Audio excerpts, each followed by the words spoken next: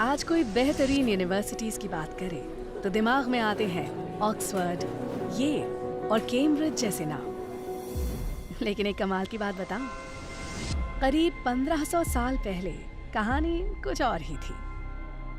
क्योंकि तब भारत में थी एक ऐसी यूनिवर्सिटी जो आज दुनिया की सबसे पुरानी यूनिवर्सिटीज में से एक है, नालंदा।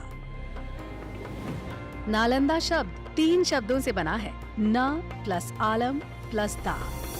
इसका मतलब है एक ऐसा उपहार जिसकी कोई सीमा ना हो। वाकई जैसा नाम वैसा काम। इस यूनिवर्सिटी में ज्ञान का भंडार था। यहाँ सिर्फ धार्मिक ग्रंथ ही नहीं बल्कि लिटरेचर, थियोलॉजी, लॉजिक, मेडिसिन और फिलॉसफी जैसे कई सब्जेक्ट्स पढ़ाए जाते थे। और तो और हर सब्जेक्ट का भरपूर ज्ञान देने के लिए बनाई गई थी 9 मंजिला लाइब्रेरी, जिसमें लाख 2 लाख नहीं 90 लाख से भी ज्यादा बुक्स और मैन्युस्क्रिप्ट्स थी। ये यूनिवर्सिटी 700 साल तक दुनिया को सीख देती रही। लेकिन नालंदा ने कई बार हमलों की मार को भी झेला।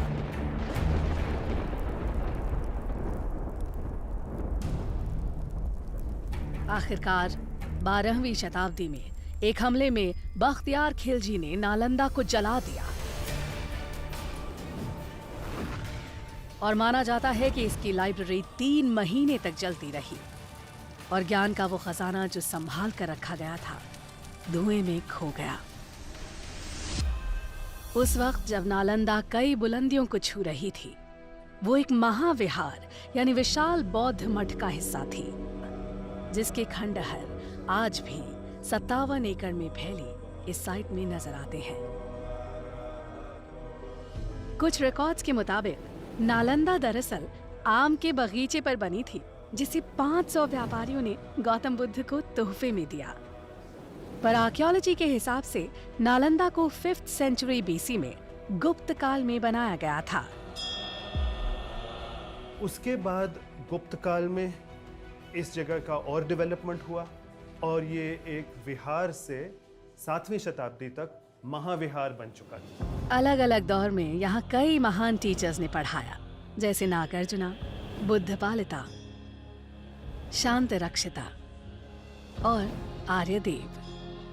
और जानते हैं स्टूडेंट्स कौन थे?